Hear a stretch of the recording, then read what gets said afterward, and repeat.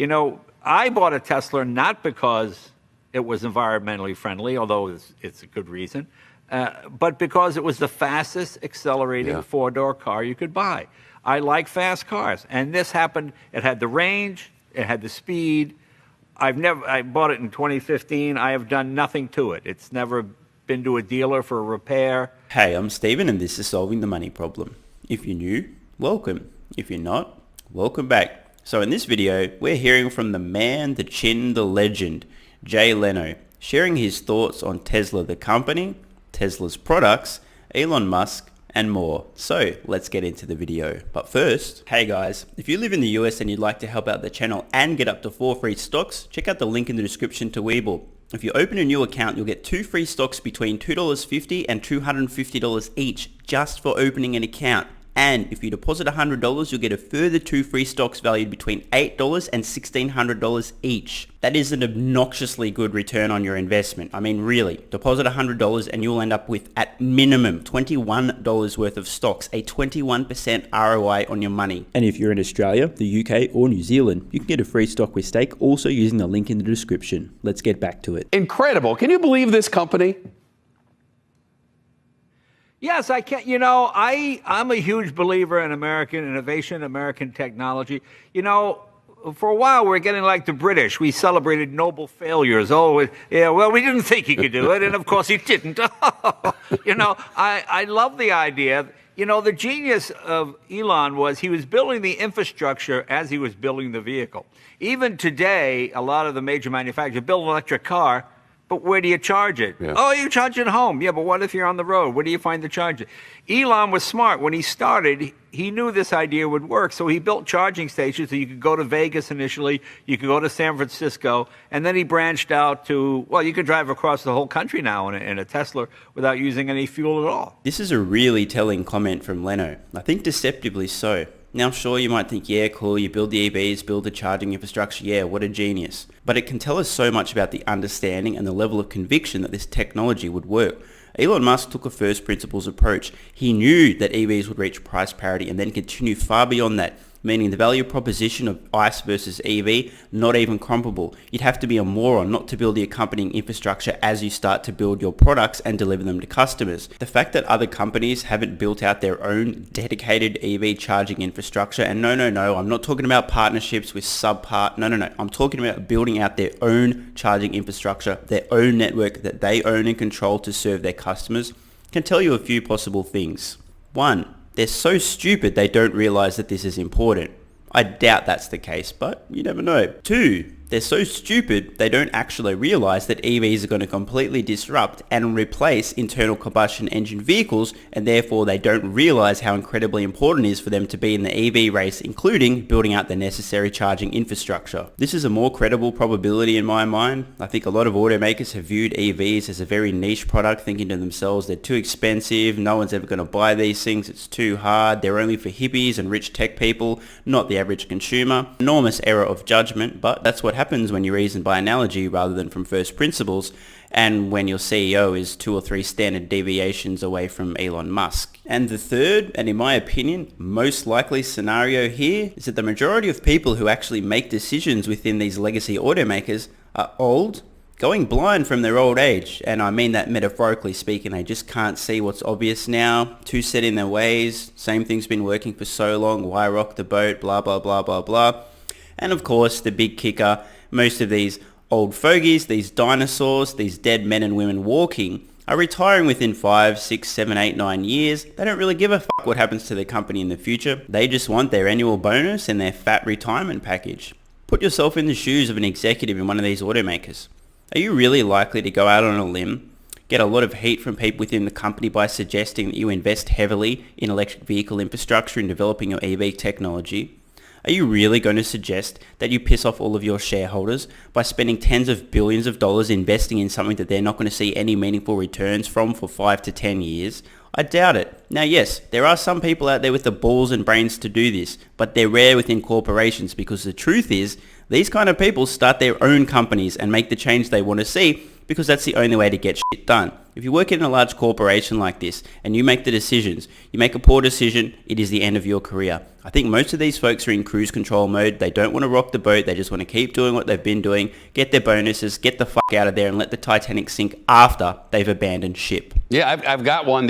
Most Dunkin' Donuts along the turnpike seem to have them. Interesting to note, both interviewer and interviewee own Tesla vehicles. You've been following this for a long time. There's competition in this lane now. Can this company sustain this growth? Can it take over this part of the industry? Again, it's that, it was funny. I remember people saying, well, Tesla's doing fine, but once the other people get involved, they're going to fall behind. Well, I've seen the electric cars from Europe, and they fall short. They don't have the range of the Tesla. They don't. I mean, because Tesla leads the field. I think Jay's being a little too kind here, a little bit too diplomatic. Let's be honest. The majority of the European electric vehicles are polished turds. Some of them aren't even polished, they're just straight turds. Now I know I come across as a deluded, loopy Tesla fanboy to some of you folks, but I'm honestly just telling it like it is. Now, if Teslas didn't exist and the bar wasn't raised so high, I'd be making different statements. The thing is, when you're competing with a Tesla that offers this much value to a customer, and your steaming pile only offers this much value, and there's a gigantic gap and discrepancy between the closest competitor and a Tesla, then it's fair to say that these are all steaming piles of shit. If there were no Tesla vehicles, then sure, some of these other electric vehicles would be getting more credit, but they don't deserve it, because this is a competitive landscape. And when you have something like a Tesla that offers so much value that's so compelling to a typical customer, this is why you'll see such an enormous market share, why Tesla continues to sell every product it makes, why it has an army of fanboys and fangirls ranting and raving and talking about the company, the stock and more, because they're that good. And this is the point. At the moment, everybody attempting to compete with Tesla is just slinging turds, hoping that they'll stick. Well, this is probably not the best approach. I mean, honestly, the best approach is probably just to wave the white flag and give up. But hey, I don't think this is going to happen. Most of these companies are going to try, fail, and then go bankrupt. We seem to have this inferiority complex that somehow things in Europe are better than things built here. I mean, General Motors builds a Corvette that rivals Lamborghini and Ferrari for $60,000. Yeah. I mean, the equivalent in European money for that sort of horsepower and handling would be at least $250,000. So, no, I have great belief in the American entrepreneurial spirit. I mean, the fact that Elon can send a rocket into space and land it back on Earth for what, a tenth of the price of what the U.S. government. Well, that's what private industry is supposed to do. Cheaper, faster, more efficient. That's how it got to be the American industry. This is another fantastic point from Leno. Just imagine, really try to imagine, put yourself in the shoes of an automotive CEO who jumps online and watches the Starship 8 test flight and ridiculous landing maneuver. I mean, let's just watch what SpaceX have pulled off. Try to put yourself in the shoes and imagine, holy shit, we're competing with this guy in the automotive space and he just did this. Stage Bravo's go for flight.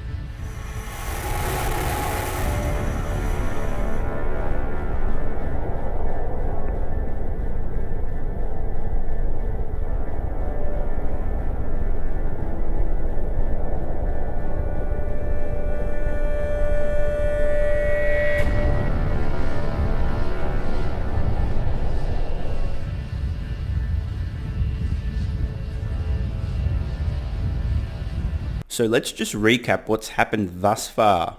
Successful launch. Didn't blow up on the launch pad. This is pretty good for the very first flight of this vehicle. Successful ascent, including testing of and shut off of all three engines seamlessly.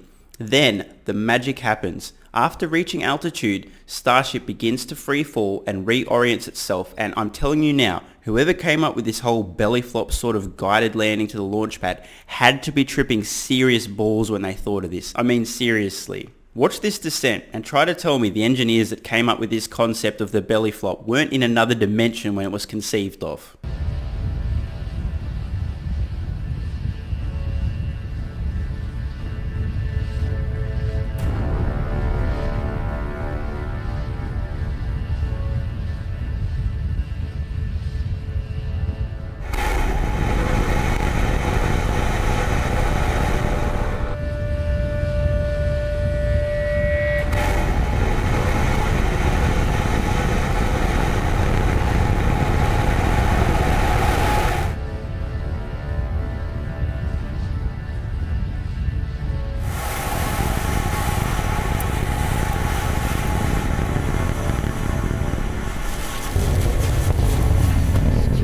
Absolutely freaking incredible. I know there's like 2 or 3 of you ready to ask in the comments, hey, didn't the rocket just blow up when it landed? Isn't that a terrible failure? Yes, there was a hard landing, but no, this wasn't a failure. This was a test flight. Elon said he expected about a 30% chance of actually successfully landing, but they got all the data they needed from this flight, okay? This is very important. This was a test flight to gather data. They got all the data. This flight was a huge, unequivocal success. Of course, if you just read the headlines out in the mainstream media, you may not understand this. SpaceX failure, rocket explosion, blah, blah, blah, blah, blah. I mean, I guess that's why they call it the fake news. Anyway, that was quite the detour, but I did have a point, and that point is this. Good luck competing with a guy that's doing that in his spare time. You may as well just give up. We're able to do it better than the government could do it, and I think he's proving that. Since we started promoting this segment yesterday, there are plenty of Tesla lovers, but there are people out there who are like, I want to hear the rumble. I want to feel the car. I don't want any of this. What are they missing? Well, you can buy another car. I mean, it's a different look. You know, it's like people that say, I like rock and roll. I don't like rap. Fine. It's all music. Okay. It's all transportation. I predict that, and I love these kind of cars, Ferraris, Lamborghinis, Ford Cobras.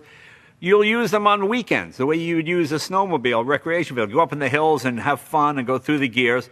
But driving in downtown LA traffic for an hour and a half every day, bumper to bumper at 20 miles an hour, you're not going to hear any rumble. You're just going to waste gas. But if you're in a quiet electric vehicle, you're not polluting and you're saving. So it doesn't always have to be one thing or the other. That's the great thing about America. You have choice. You know, I bought a Tesla not because it was environmentally friendly, although it's a good reason, but because it was the fastest accelerating four-door car you could buy. I like fast cars, and this happened. It had the range, it had the speed. I bought it in 2015. I have done nothing to it. It's never been to a dealer for a repair.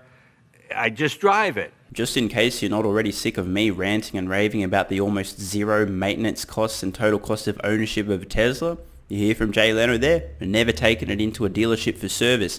There's 2 reasons for this. One, there's far fewer moving parts in electric vehicles, there's far less wear and tear, therefore far less maintenance. But there's another thing happening as well. Tesla can actually detect and correct, that sounds good, detect and correct problems over the air before they actually get to a point where they would need to visit a service center. These 2 things working together mean the total cost of ownership on Teslas is dramatically lower than people would expect. When I want to have fun, I'll take out my 1960 Triumph TR3 and bomb around. But in terms of everyday vehicles, you can't beat it. So there we have it, folks. High praise there from Jay Leno, the car guy. Not a car guy, the car guy. Praising Teslas and saying in terms of an everyday vehicle, you can't beat them.